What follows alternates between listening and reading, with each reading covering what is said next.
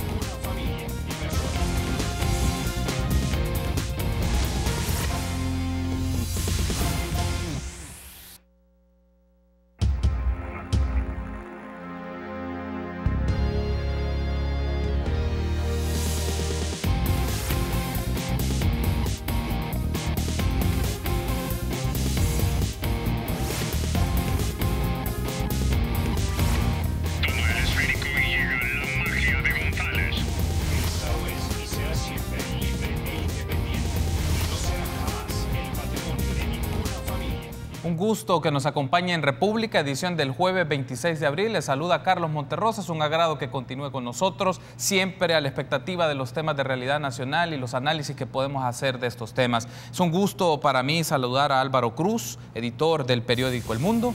También está conmigo Claudia Ramírez, de la Prensa Gráfica, y Nelson Rauda, del periódico digital El Faro. Buenos días, bienvenidos a República los tres. Buenos días, gracias. Buenos días, muchas gracias. Gracias por estar conmigo esta mañana. Vamos a hacer un panel de periodistas para abordar temas de violencia, feminicidios, y hablaremos también del caso de Nicaragua. Y me gustaría que iniciemos con esto. Univisión realizó una nota donde se entrevistó a Mario Hueso, pareja de Carla Turcios. Esta persona, al finalizar dicha entrevista, fue aprendida por la Policía Nacional Civil. Pediría que veamos esta nota y luego regresamos para tener las valoraciones de nuestros invitados en función de dos aspectos: el análisis del caso y cómo ha sido el tratamiento periodístico. Veamos. Allí había algo que me gustaba mucho de ella, es lo inteligente y lo rápido que era para tener las ideas en mente. Entonces respondía rápido y estaba muy enterada de todo. La periodista Carla Turcios desapareció el sábado 14 de abril. Su cuerpo fue encontrado tirado en una carretera a 2 horas de la capital, San Salvador. Fue un crimen atroz. Murió por asfixia mecánica, así como por golpes en la cabeza y en el cuello. Su rostro estaba cubierto con bolsas plásticas. Además, la encontraron con ropa íntima de mujer atada al cuello. ¿Lo han señalado a usted de tener algo que ver con la desaparición y la muerte de Carla? A mí me costó aceptar que yo iba a ser el primer señalado. No me explico cómo alguien que tenga por lo menos 5 minutos conmigo pueda pensar que yo le hice algo a ella. Su pareja Mario Hueso habló en exclusiva con nosotros sobre la muerte de la periodista minutos antes de su arresto. Hay muchas cosas que yo quisiera borrar. Y el verla ahí, quiero recordarla como era. Después de salir del hotel donde lo citamos para nuestra entrevista, Hueso fue interceptado por las autoridades en el estacionamiento y arrestado por la muerte de su pareja.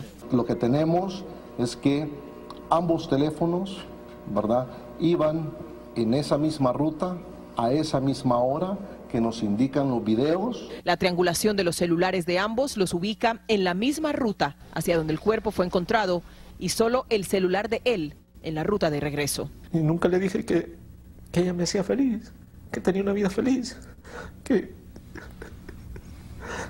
Ahora Hueso enfrentará la justicia con cargos, entre ellos el de feminicidio agravado. A Carla le sobrevive su hijo Mario, de 5 años, diagnosticado con autismo. Bien, ahí teníamos entonces la nota preparada por Univisión, en la cual se hizo una entrevista a Mario Hueso, pareja de Carla Turcios, que ha sido aprehendido por la Policía Nacional Civil y la Fiscalía General de la República, y como miramos ahí, las declaraciones que brindaba el fiscal competente en este caso. Bien, me gustaría tener su reacción, Álvaro, luego con Claudia y con Nelson. Primero, el análisis de este caso desde la perspectiva periodística. Bueno, yo creo que todo crimen nos conmueve, pero especialmente a una colega en la que muchos de nosotros de alguna u otra manera intercambiamos. Es horrible, el caso es detestable. Tristemente no es el único caso. Son mujeres que caen en manos de psicópatas, sociópatas que creen que con la impunidad que prevalece en el país pueden salir adelante y engañarnos, ¿verdad? Yo estoy muy conmovido con este caso. yo creo que en general toda la sociedad, pero desgraciadamente quiero enfatizar en que no es el único caso. En los últimos días hemos visto por lo menos media docena de feminicidios. Yo ayer veía conmovido una composición gráfica de 4 rostros de mujeres recientemente asesinadas. Eran las 4 mujeres, las 4 fotografías eran fotos de mujeres jóvenes, sonrientes, guapas, que tenían hijos, y que son los rostros evidentes de esta ola de crímenes, y que reflejan un problema profundo que tenemos en la sociedad y que tenemos mucho que aprender y mucho que enseñar, mucho que aprender los adultos y mucho que enseñar a las nuevas generaciones de que esto no se puede permitir. Claudia. Bueno, nosotros tuvimos el año pasado una campaña sobre violencia contra la mujer fuerte, la mantuvimos durante varias semanas, y somos como en la prensa gráfica hemos tratado de mantener este tema vigente a lo largo de muchos años. Tiene mucho que ver con un tema de concienciación alrededor de lo que cubrimos, tiene que ver con que tenemos muchas mujeres al frente de la redacción. Entonces el caso de Carla fue como un golpe muy fuerte para todo el trabajo que hemos venido haciendo, porque, y yo lo digo constantemente, muchos de nosotros vivimos en una burbuja en la que creemos que la impunidad que impera en este país y digamos que la desconstrucción social que tenemos no nos va a alcanzar. A mí la forma en la que Carla fue asesinada me golpea particularmente porque soy mujer, pero porque soy periodista además, y sobre todo porque me denota lo que hemos sostenido a lo largo de mucho tiempo, y es que las instituciones de este país son tan débiles y el nivel de homicidios que hay en este país son tan altos que gente como el esposo de la doctora, o Mario Hueso, si al final resulta vencido en juicio, nos demuestran que consideran que la impunidad es tan fuerte que van a salir bien librados aún haciéndolo todo mal. Las pruebas que inculpan a Mario Hueso son demasiadas, son fuertes. Su comportamiento previo a que encontraran el cuerpo fue particular. Nosotros denotamos cosas que nos parecían fuera de lugar, pero claro, es importante respetar los procesos, entender que esto lleva su tiempo. A la fecha, aunque yo creo que hay suficientes pruebas para culpabilizarlo, hay que tratarlo como un sospechoso, ¿no? Pero creo que sí tenemos como medio de comunicación, sobre todo porque han tocado a alguien de nuestro gremio, aún más compromiso sobre establecer cómo esta sociedad educa a sus niños, a sus jóvenes. Tenemos que desconstruir un montón de patrones culturales, no solo para las mujeres. Ayer hablábamos con mi jefe, con el director, y era ese tema como que todos estos seminarios y capacitaciones van dirigidos a empoderar a las mujeres. Eso está bien. Tenemos que educar a los hombres, a los niños, a los jóvenes sobre el sentido de pertenencia en las relaciones, sobre cómo manejar sus frustraciones, cómo manejar su intolerancia. Esto es un tema de intolerancia, de violencia intrafamiliar fuerte, de mucho silencio, porque no estamos acostumbrados a hablar del tema, porque nos sentimos incómodos hablando del tema, y porque esta sociedad al final de cuentas termina culpando a la mujer aunque la maten. Y eso deberíamos de frenarlo como medios de comunicación. Sí, ese es un punto relevante para la discusión, Nelson. Me gustaría también tener tu apreciación sobre esto, pero también quiero aprovechar un poco elementos que brindó el fiscal general de la República. En pantalla van a aparecer en este momento sus declaraciones sobre este caso en particular. Aparece una nota, y ahí leo tal cual lo que se menciona. Muy a lo salvadoreño, este caso es parecido a la médico de Santa Ana. Esta persona era un mantenido, había inconvenientes serios de pareja, había violencia económica. Son declaraciones del fiscal general que las ofreció hace un par de días sobre esto, como un insumo más para continuar con esta discusión. Sí, Claudia y Álvaro hablaban de la impunidad. Yo me acuerdo de una investigación que hicimos en el Faro en 2016, en la que comprobamos cuántos de los homicidios de 2015, ese año hiperviolento que tuvimos, habían sido llevados a juicio por la Fiscalía, y lo que encontramos fue que solo 1 de cada 10 homicidios llega a tribunales. No estoy hablando ni siquiera de que llega a una condena, sino que entra al sistema judicial. Estamos hablando de que el 90% de los asesinatos no entran ni siquiera al sistema judicial. Esos datos coinciden con lo que había encontrado en una investigación 10 años atrás, en 2005 más o menos, el magistrado Sidney Blanco y otros abogados, que más o menos andaba por la misma cifra, 90-93% de impunidad. Entonces, por supuesto que la impunidad es un factor. Pues, Bessie Ríos acaba de publicar una columna en el Faro que se titula "Nos vemos en el siguiente feminicidio", porque lamentablemente, mientras el sistema no cambie, mientras las instituciones no cambien, esto va a seguir siendo una constante.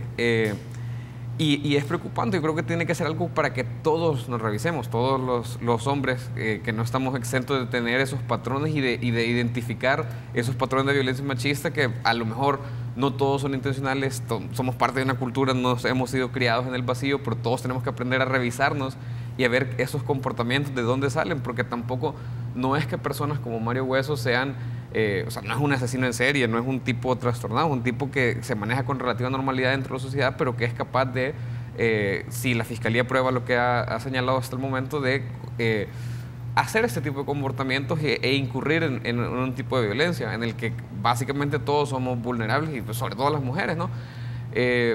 Y sin importar, como muy bien lo demuestra este caso y otros casos que tocan a mujeres de clase media, de trabajos relativamente estables, que si los prejuicios fueran ciertos, deberían tener como una especie de coraza, protección. Y no es así. Este es un fenómeno transversal a la clase socioeconómica. Y con respecto a lo que dice el fiscal,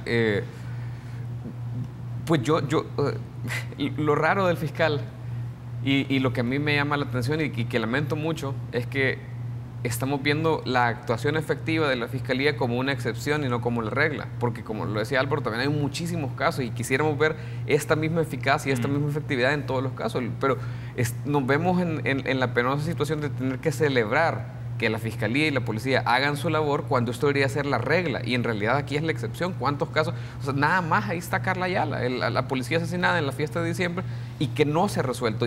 Y esos son los casos que conocemos, los casos que podemos identificar por especificidades de las víctimas.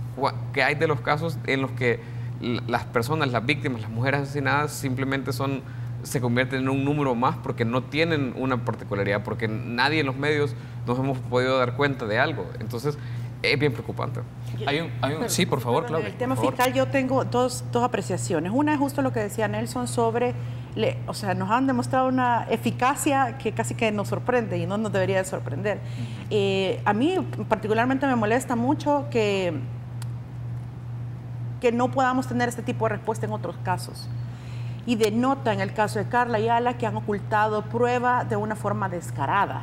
Y yo lo dije, creo que contigo la vez pasada en el programa, lo he dicho cada vez que he podido, que nos enfrentamos a un sistema en el que es posible, por cómo se manejan las instituciones, ocultar pruebas. Es claro que en el caso de Carla Ayala ha ocultado pruebas porque no creo que no tuvieran el móvil, no creo que no tuvieran las antenas, no creo que no tuvieran cámaras de videovigilancia, y aún así no hemos podido llegar a los culpables.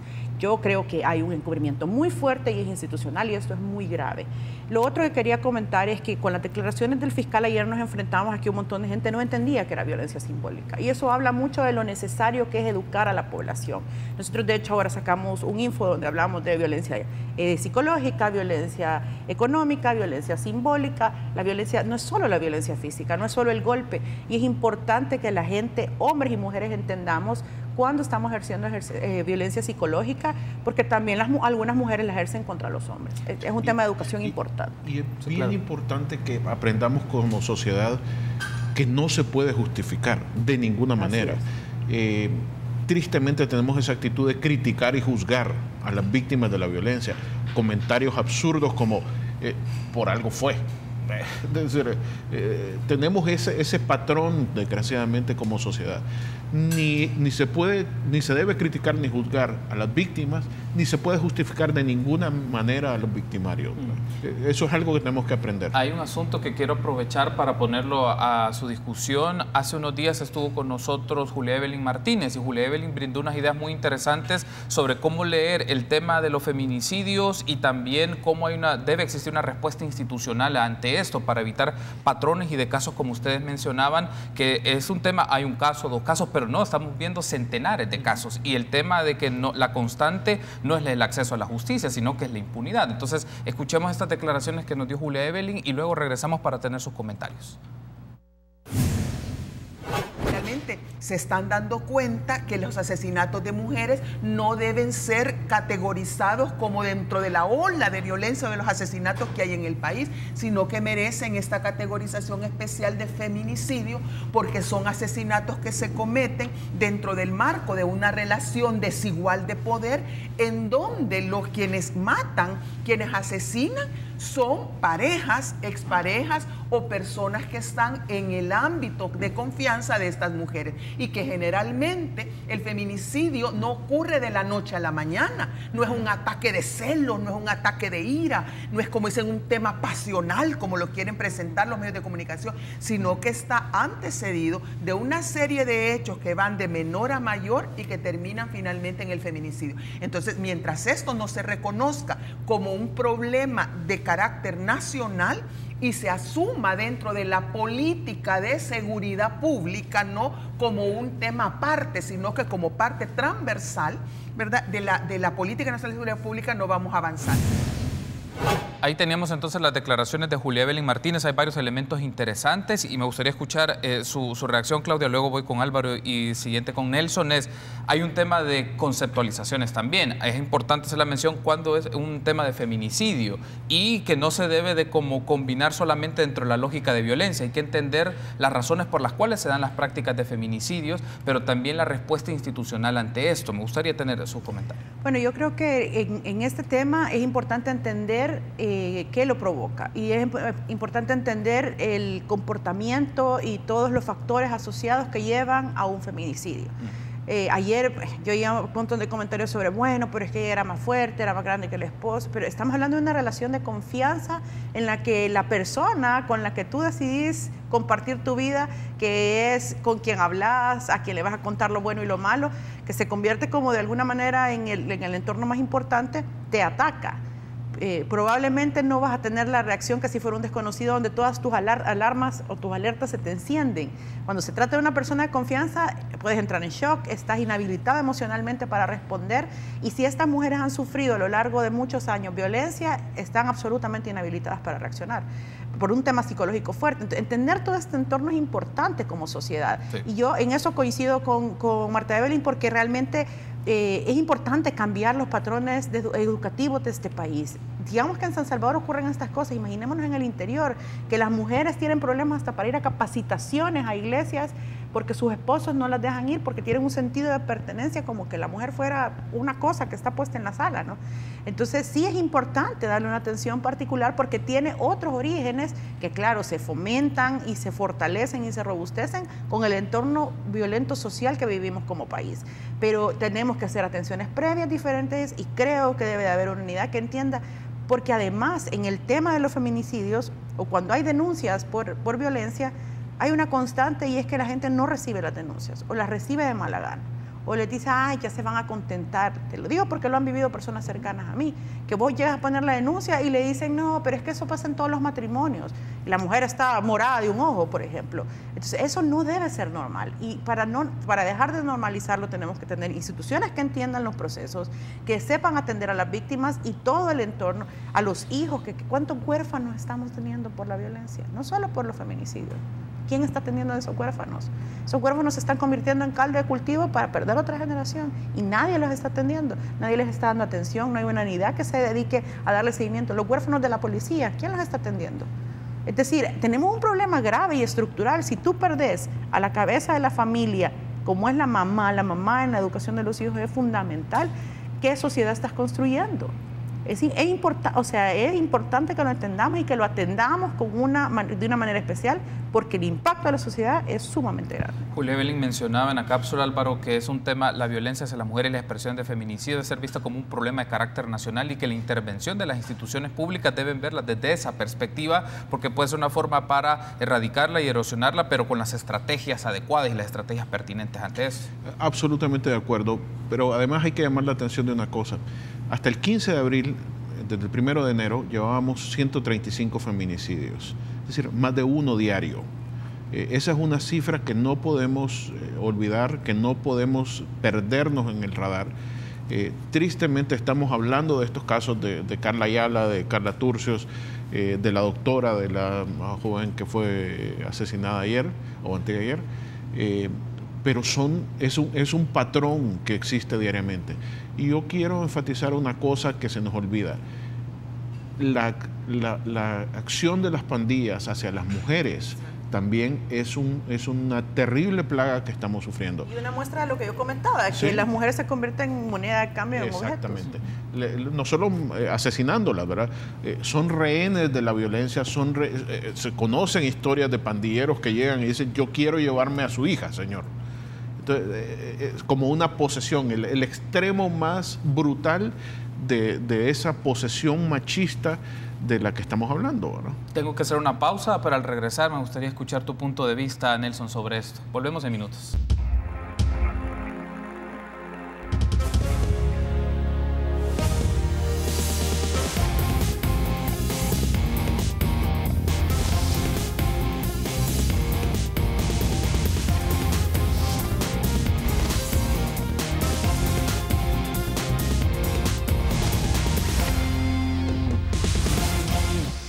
Gracias por seguir junto a nosotros en República. En esta ocasión tenemos un panel de periodistas para abordar temas de violencia, feminicidio, y lo haremos más adelante sobre el caso de Nicaragua. Teníamos pendiente tu comentario, Nelson, de lo que estábamos hablando en el segmento anterior. Sí, antes de irnos a la pausa hablábamos de cómo esto es un sistema, de cómo esto es una cosa que no... Y Julia Evelyn decía que eso debe verse como un problema nacional. Y yo estoy de acuerdo. Lo que no estoy de acuerdo es que veamos como que es un problema nacional nuevo. A mí, inmediatamente el caso de Carla Turcios me recordó a un caso de 2012 de la universitaria Helen Arias, que también es raptada por sus familiares. Los familiares, igual que en el caso del ahora sospechoso Mario Hueso, hacen un performance ante los medios de comunicación, lloran por ahí en redes sociales y la policía los termina capturando. Y de hecho descubren el cadáver en el patio de la casa de uno de ellos. Entonces, ¿de cuánto tiempo tenemos acá? ¿Desde dónde estamos hablando? ¿Desde cuándo estamos hablando que este es un problema nacional y que no se ha hecho nada? Y yo creo que el país ha dado pasos importantes a nivel institucional. Existen los tribunales especializados, sí, existe la ley especial para una vida libre de violencia contra las mujeres, pero lo que no vemos es una voluntad real de los políticos de atender el problema. ¿A qué me refiero? Todos los años este país hace una lista de prioridades nacionales que se llama Presupuesto General de la Nación. ¿Cuántos fondos se le están asignando a la Fiscalía General de la República? El fiscal pasa, yo no voy a defender el trabajo, la gestión de esta fiscalía en particular, y ese es otro tema, pero el fiscal, por ejemplo, pasa creando unidades especiales, creó la unidad especial para crímenes de la guerra, acaba de anunciar la creación de la unidad para atención a la población LGBTI y crímenes contra la mujer. ¿Y qué presupuesto? ¿Cómo va a operar esa organización? En el caso de crímenes de la guerra, que es el que yo conozco, son 3 fiscales para todo el país con un presupuesto mínimo para atender todos los casos que están saliendo de la guerra. ¿Cuántos casos más serán de población LGBT? ¿Cuántos casos más serán de población de feminicidio?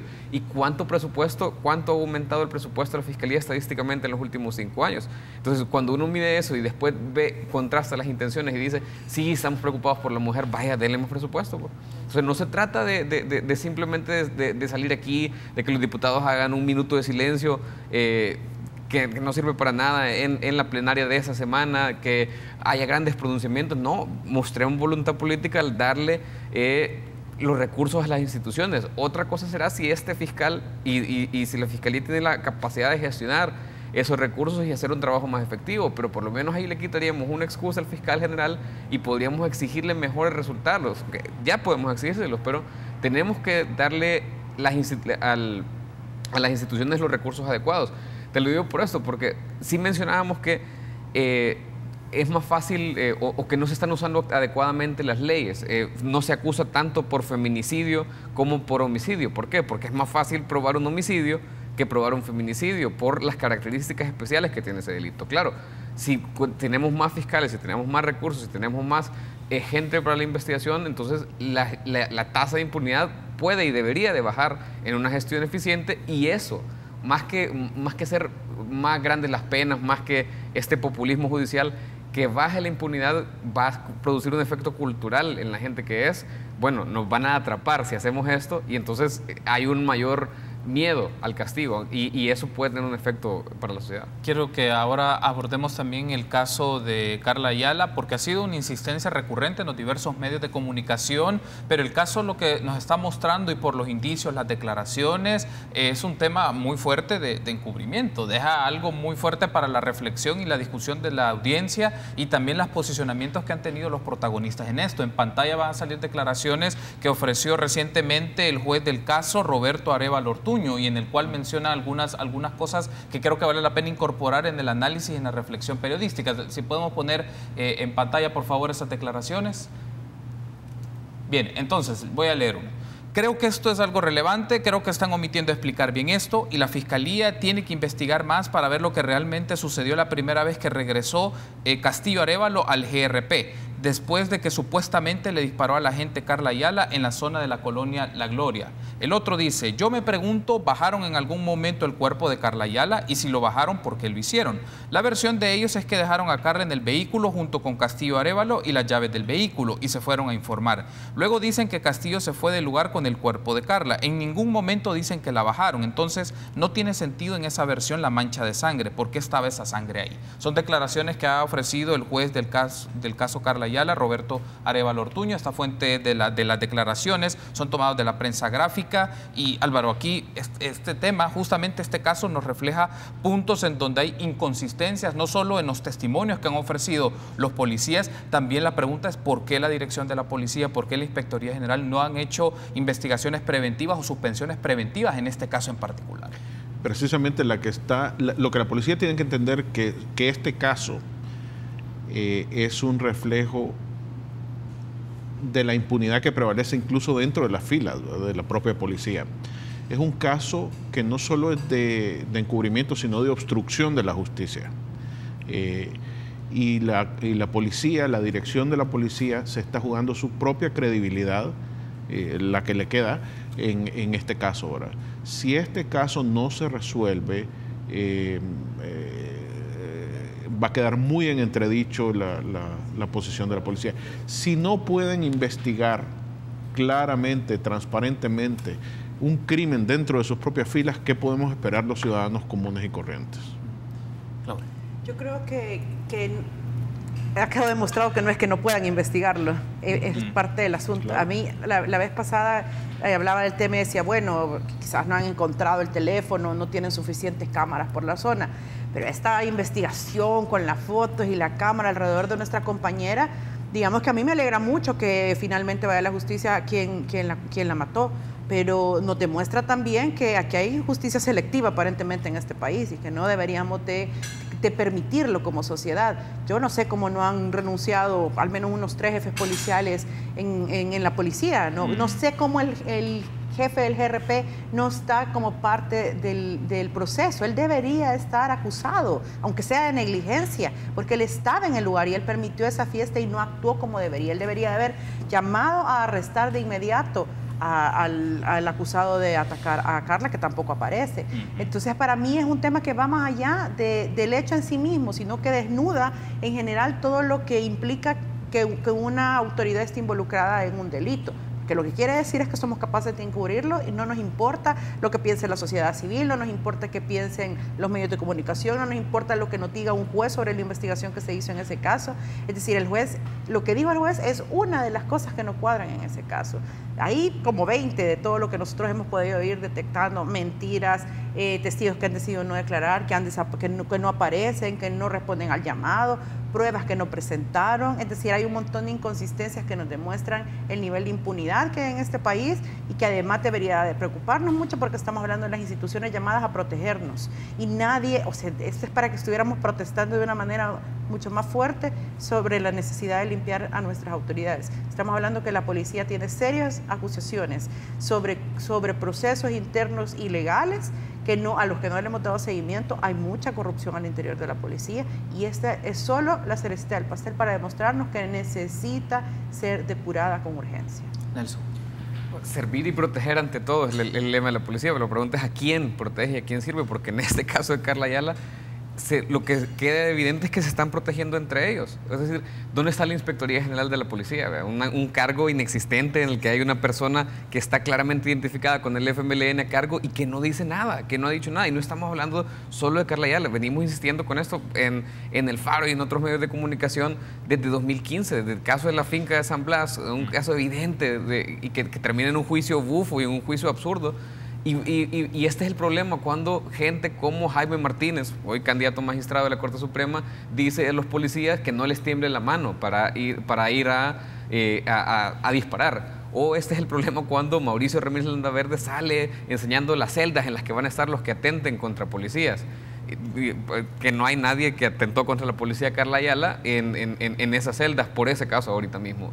Este es el problema cuando las autoridades le dan rienda suelta a la policía y luego no existen los controles, entonces no se trata de que solo van a ir a atentar contra pandilleros, que es lo que usualmente cuando uno habla de controlar a la policía la gente dice ustedes están defendiendo a los criminales. No se trata de eso, se trata de que ¿cuál es la diferencia entre la policía y los criminales? Que la policía respeta la ley. Ese tiene que ser la diferencia. Si la policía no respeta la ley, entonces actúa igual que los criminales. ¿Y cuál es la diferencia? El gran problema es que no tenemos controles, no tenemos inspectoría. La Procuraduría de Derechos Humanos pues ha hecho una labor que podría ser más insistente. La Fiscalía no ha procedido contra los policías. El director general de la policía hace este show ridículo y absurdo en el que va a desenterrar a una mujer pensando que ahí está el cadáver de Carla Turcios. No, Carla Ayala. Y no le pasa nada, o sea, no hay ninguna consecuencia ni política, ni administrativa, ni disciplinaria para el director de la policía. ¿Quién controla a los policías? Entonces, se supone que hay instituciones en el Estado que tienen que servir para eso. Y lo que el director Coto dice es que son policías, entonces les ha sido más fácil encubrir. No, hombre, ¿y qué excusa es esa? ¿Cómo pueden después ir a las comunidades a pedirle a la gente que colabore con la policía y a que le tenga confianza a la policía si estos casos son tan evidentes que decimos, no, hombre, ¿cómo podemos confiar en la policía? Perdón, solo hago una acotación. La persona encargada de controlar a las policías es el inspector general de la policía. Ese señor es candidato a magistrado de la Corte Suprema de Justicia y es el que llegó a amenazar a los del CNJ por si lo depuran, ¿verdad? Para que nos demos una idea de la dimensión de en manos de quién está la policía, ¿verdad? Tengo que hacer una pausa, vamos a seguir discutiendo estos temas y quiero incorporar el caso de Nicaragua, también cuál es el análisis y el tratamiento periodístico de estos casos. Regresamos en minutos.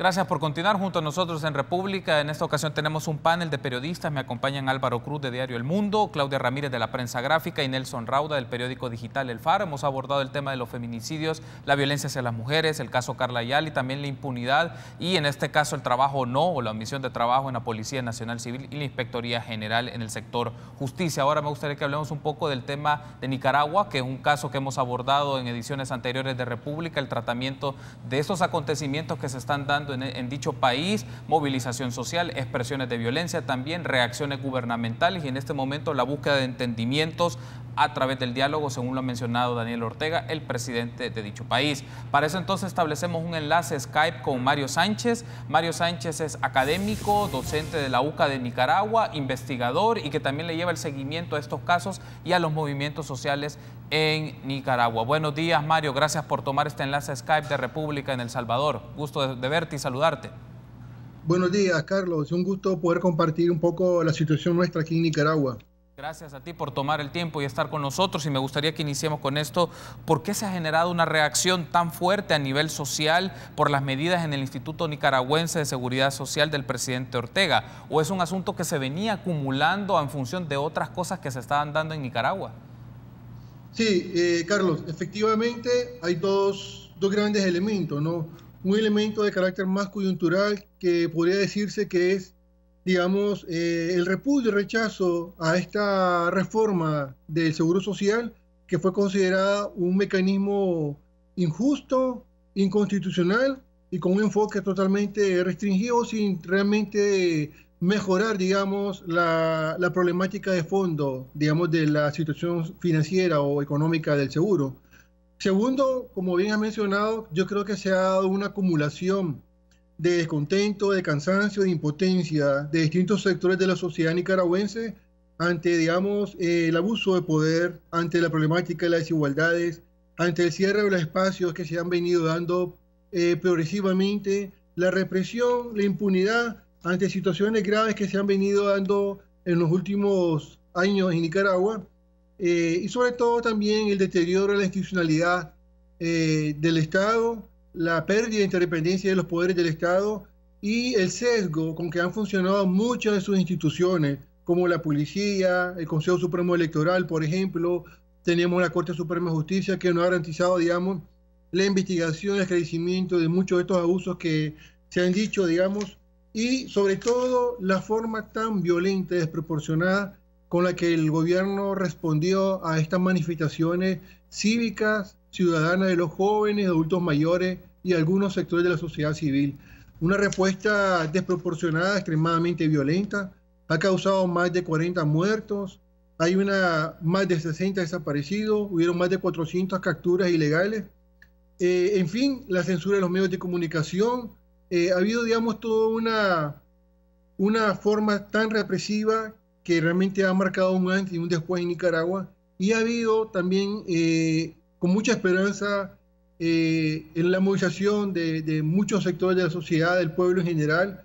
Mucha gente ha salido a las calles, ha roto el miedo, ha salido, digamos, inspirada por el valor y el coraje de estos jóvenes mártires y estos jóvenes que aún siguen luchando desde la Universidad de Leopold y otros espacios. En el saldo que nos has mencionado, bueno, 40 personas muertas en estos acontecimientos, capturas ilegales, también refleja la gravedad de los acontecimientos de Nicaragua. Y te hacía la primera pregunta, Mario, por el tema de que si habían otros elementos por los cuales suman a este descontento, porque entiendo, y tú nos aclararás, que también había una discusión en el interior de la República nicaragüense por el canal interoceánico y también por el tema de extractivismo. Es decir, habían como aspectos que se suman al descontento también y a las acciones más de carácter institucional que tú nos has descrito. Sí, totalmente de acuerdo.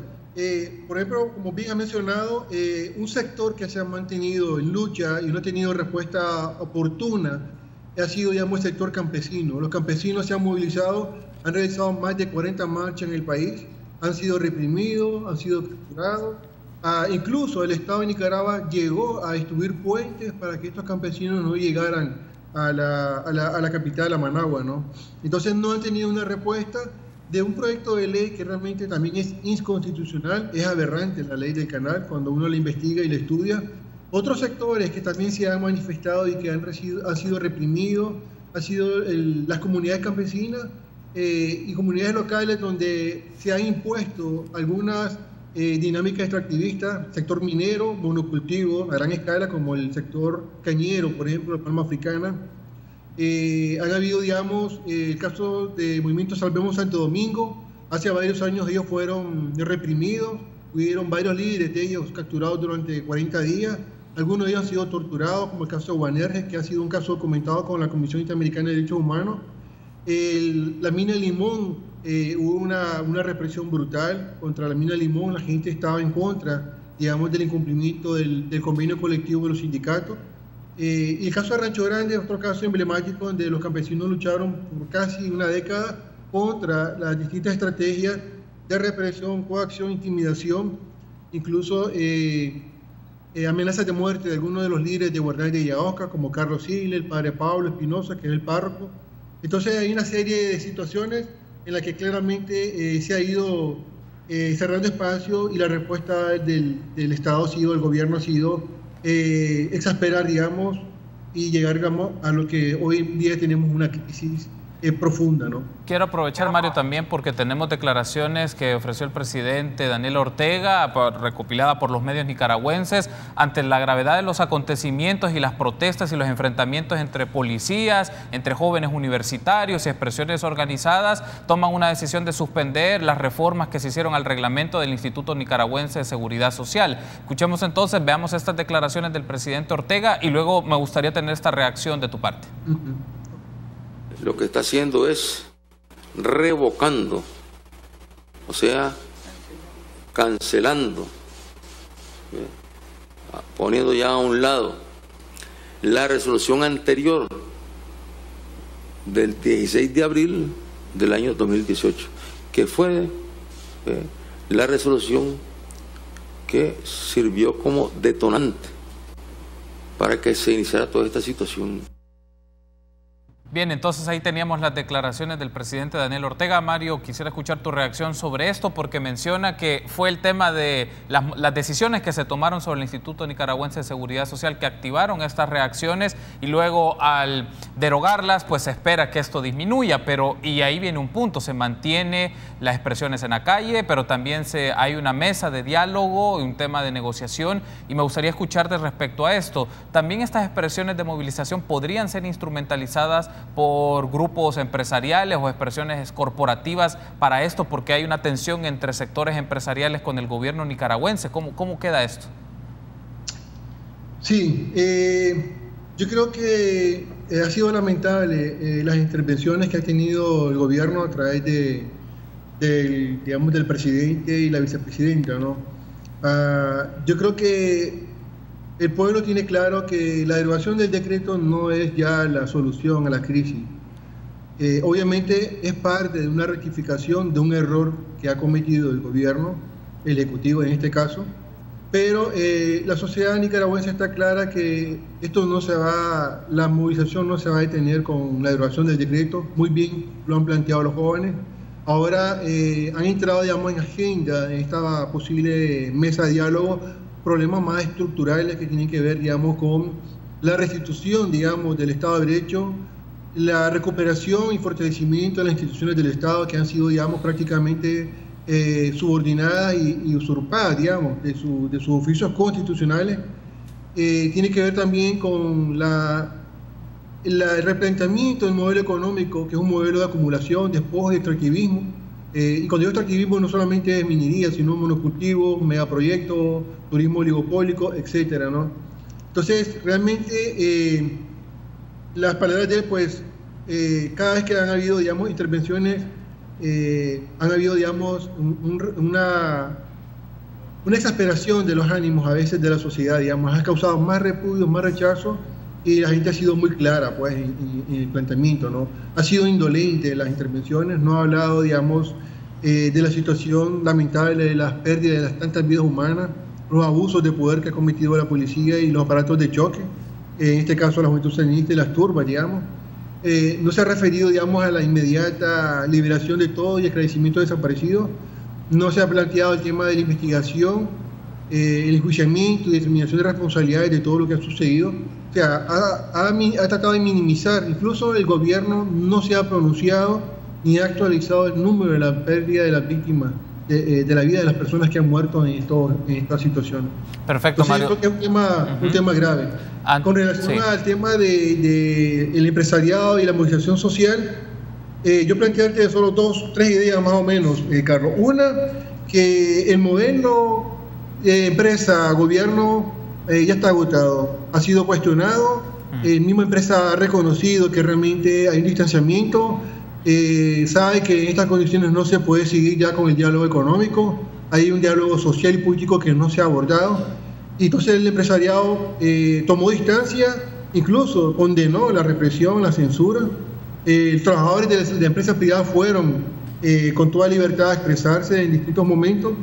Segundo, el empresariado ha reconocido y sabe que ellos no pueden seguir con este modelo y ahora hay que plantearse un diálogo intersectorial, inclusivo, donde estén los jóvenes que han luchado y que han sido los que han encendido esta llama de lucha, la academia, la iglesia y otros sectores de la sociedad, digamos, civil. También el empresariado sabe, pues, que ahorita no se puede, digamos, denaturalizar, digamos, este diálogo porque sería contraproducente realmente, ¿no? Okay. Ese es un punto, ¿no? Perfecto. Sobre la expectativa de esta mesa de diálogo, pues hay mucha preocupación. Hay conciencia de que el diálogo puede ser un riesgo, hay riesgo realmente en este diálogo, y hay temores, pero también hay esperanza. Hay esperanza de que realmente se empiece a construir las bases nuevamente de la institucionalidad del país, la recuperación del Estado de Derecho, que se ha violentado de manera sistemática y progresiva durante los últimos años, Se está pensando también en incorporar temas que han sido reiteradamente exigidos, demandados por muchos sectores y que ahora podrían tener cabida.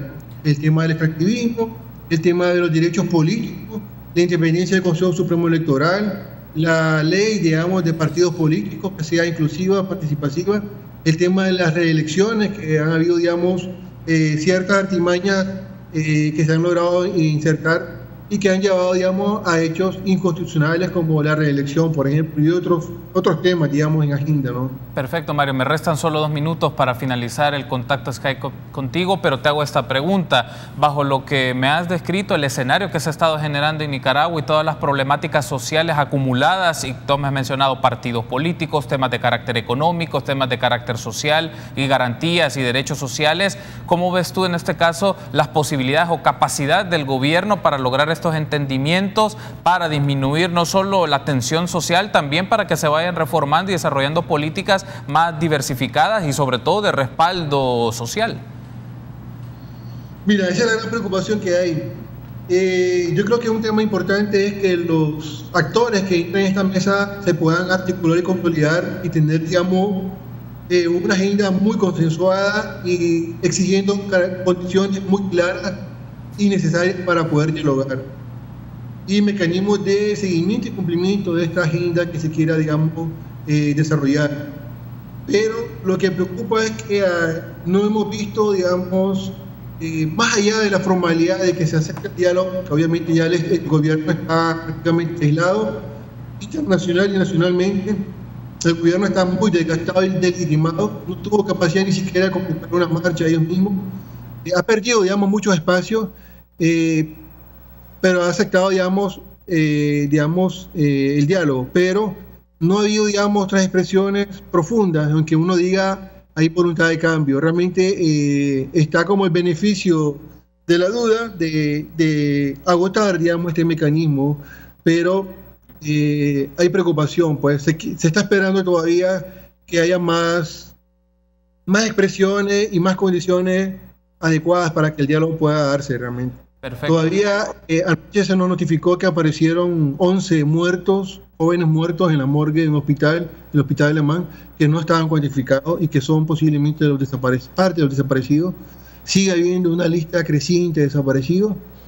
Entonces yo creo que no es difícil pensar un diálogo cuando hay impunidad, donde no hay voluntad del gobierno de abrir y esclarecer esto y tomar medidas efectivas inmediatas, ¿no? Entonces yo creo que realmente estamos en una coyuntura muy compleja y nosotros esperamos que estos actores diversos como la academia, la iglesia y sobre todo los jóvenes y la sociedad civil organizada puedan, digamos, articular y ser muy beligerante y exigente, porque no podemos volver a equivocarnos en esta situación realmente. Perfecto, Mario. Quiero darte las gracias por haber establecido este enlace Skype con nosotros acá en El Salvador en el programa República. Vamos a llevarle la pista a lo que está ocurriendo en Nicaragua y esperamos mantener otro enlace posteriormente contigo para que nos digas cómo van los acontecimientos y el análisis que se ofrece también desde tu campo de experticia como investigador, como sociólogo, cómo explicar estos fenómenos. Gracias, Mario, por haber establecido este contacto. Muchas gracias, Carlos. Gracias, Mario. Bien, tenemos que hacer una pausa. Regresamos con la valoración de nuestros periodistas acá en el panel.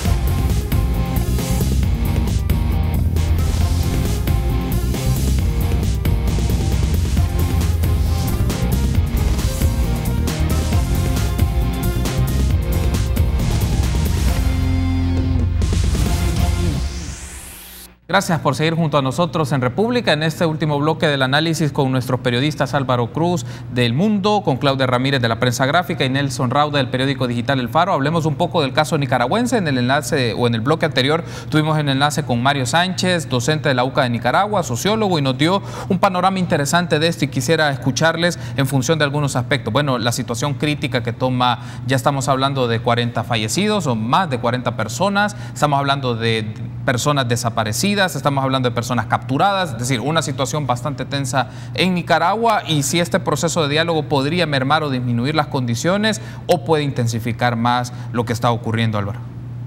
Yo creo que hay que recordar una cosa. Daniel Ortega es el último dictador que queda en Centroamérica. Y lo que le ha sucedido es que estalló una olla de presión que estaba ahí de manera ficticia cosiéndose. El tornillo de la olla de presión fue el Seguro Social. Surgió un movimiento estudiantil espontáneo, alejado de cualquier vinculación partidaria. Esos que dicen que es la derecha internacional conspirando, a mí me da risa, ¿verdad?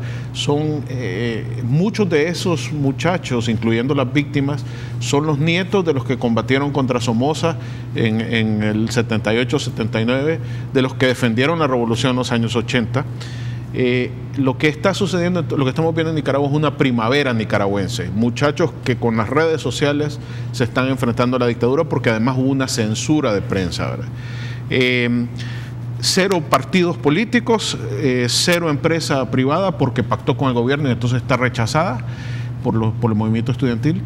El empoderamiento de la Iglesia Católica como voceros de la población, defendiendo a los muchachos, en particular el obispo Báez, que se ha vuelto una especie de profeta defensor de la democracia, exigiendo la democratización del país y la salida de los Ortega. Yo creo que que el diálogo es una estrategia del gobierno para buscar oxígeno y volver a lo mismo. No tiene ya oxígeno. Yo creo que la exigencia de democratización va a precipitar la salida de Ortega y su esposa, ¿verdad? Claudia. Yo creo que lo hablábamos aquí, a mí me impresiona mucho la espontaneidad de la sociedad nicaragüense que sale a protestar sin necesidad de que antes hubiera un movimiento político o sindical muy arraigado. Es algo que no vemos en el país desde hace un montón de tiempo, ¿no? Antes los sindicatos, digamos, movían estas protestas cuando fue la Marcha Blanca por la privatización del Seguro Social y otras cosas, pero así como espontáneamente tenemos un montón de tiempo de no verlo, y me parece interesante que en Nicaragua, a pesar de que había cierto conformismo porque las cosas pues funcionaban, ¿verdad? La economía sigue siendo una economía robusta en Centroamérica, incluso más robusta que la nuestra. En el tema de seguridad tienen bastante control territorial, no hay pandillas, por lo menos a un nivel que genere escándalo en Nicaragua. Entonces esto había como mantenido pasivas a la gente, pero claro, habían muchos ataques a la democracia que iban ahí sumando a la población. El tema de los medios de comunicación censurados desde hace mucho tiempo, el tema de las libertades, ¿verdad? El tema de las elecciones anuladas completamente, y este poder tan ensordecedor alrededor de los Ortega y de la esposa de Daniel, creo que solo ha ido haciendo crecer esta bola de nieve que ahora reventó, ¿verdad? Y reventó de una manera fuerte que obligó al gobierno de Ortega a usar toda su represión, algo que no había tenido mucha necesidad de hacer porque digamos que con el miedo de tener estas juventudes sandinistas o tener este control territorial, la gente se mantenía un poco distante de protestar, ¿no? Pero esto iba a ocurrir eventualmente, es decir, no hay democracia en ese país y hay muchas cosas que se hacen a conveniencia de Rosa, de la esposa de Daniel. Si no, podemos verlo cómo están botando estos árboles que son muestra de la arrogancia y la excentricidad de esta señora, que pagaba no sé si 20,000 o 30,000 $ por cada árbol, cuando la pobreza aún sigue siendo un problema grave en Nicaragua, que no se ha erradicado. El tema de los campesinos ejerció mucha presión, sí. Es gente desatendida por muchos años que se ha venido a unir a este movimiento. Creo que es importante para la región entender la necesidad de tener una sociedad civil que tome cierta fuerza y que se sienta capaz de mover gobiernos, de mover leyes, como lo hicimos aquella vez con aquel decreto 743, que también pudimos revertirlo como sociedad, pero además es importante que los gobiernos entiendan que se deben a la población y que es importante escuchar, porque al final, cuando Ortega decide retirar el decreto del Seguro Social, era demasiado tarde, ya no tenía que ver solo con eso, ¿verdad? Y además es importante que los actores de nuestras sociedades entiendan que pueden ser cómplices silenciosos, como ocurre mucho con la empresa privada nicaragüense, ¿no? Que guardó silencio por muchos años porque podían invertir, porque seguía, pero dio como moneda a cambio un valor muy grande que es la democracia, ¿no? Nelson. Yo creo, a mí me parece, a pesar de todo el panorama caótico, me parece alentador lo que sucede en Nicaragua en el sentido de la organización espontánea, la salida a las calles de la juventud a exigir cosas que nadie de los sectores poderosos están exigiendo. Es una ola que ya sucedió en Guatemala, ya sucedió en Honduras, y casi solo vamos faltando nosotros, pero me parece alentador el hecho de la lucha del pueblo nicaragüense, sobre todo solidaridad con los colegas, con los 70 asesinados que van casi ya y los detenidos. Yo sí argumentaría una cosa, porque Álvaro decía que es el último dictador que queda en Centroamérica, y yo creo que ya tiene un digno sucesor en Juan Orlando Hernández en Honduras, que es un caso muy similar, que es un tipo que mantiene el poder, que va a reelección inconstitucional en Honduras, que controla el órgano ejecutivo, que controla el órgano judicial, que controla el órgano legislativo. Entonces es un gran, creo que esta conciencia democrática tiene que ir más allá de las ideologías que cada uno de nosotros tengamos, sino que será una conciencia democrática. El problema con Honduras es que hay gente que no lo dice como dictadura porque como es de derecha, el Partido Nacional, pero y a Ortega siga porque es sandinista, pero creo que esta conciencia democrática que se despierta en Centroamérica, en todos estos países con esta ola de protestas es importante. Y a mí la pregunta que me surge es qué tiene que pasar para que en El Salvador, porque ha habido cosas para protestar en los últimos años, entonces no sé qué tiene que pasar para que la conciencia se organice y salga a las calles. Dos puntos que quiero aprovechar, y ya porque estamos en el tramo final, empezaría con Nelson para continuar con Claudia y cerraría con Álvaro, es, bueno, ¿qué ha pasado del posicionamiento del FMLN ante estos casos? Ante este caso en particular, o del gobierno de El Salvador ante estos casos. Y no solo lo pienso en el gobierno de El Salvador, también a nivel del sistema centroamericano, porque también ocurren estos casos en Honduras, Guatemala, Nicaragua, y el posicionamiento que ha tenido el SICA no ha sido un posicionamiento tan marcado, tan fuerte, ni de los gobiernos exigiendo aspectos muy puntuales. Curiosamente, cuando en otros ámbitos más de carácter económico y comercial, sí hay reuniones, sí hay posicionamientos, pero en esto pues impera el silencio. Sí, es que yo soy muy escéptico de la utilidad que tienen estos organismos internacionales como el SICA, sobre todo en temas como este, cuando se necesita su posicionamiento. El gobierno salvadoreño ha sido extremadamente tibio, por ejemplo para Honduras, pues para reconocer el mandato de Juan Orlando Hernández. Entiendo que fue el canciller a la toma de posesión, lo cual es una aceptación de su legitimidad aún en la situación que estaba Honduras para la toma de posesión. Que el Frente no diga nada de lo que está pasando en Nicaragua solo retrata el cinismo y la hipocresía de su conciencia democrática, porque cuando es Venezuela salen en su defensa, cuando es Nicaragua, porque son gente que tiene sus intereses. Entonces lo que vemos es que no hay un interés democrático, sino un interés de la conveniencia, de lo que es bueno para mí, y entonces eso lo voy a defender.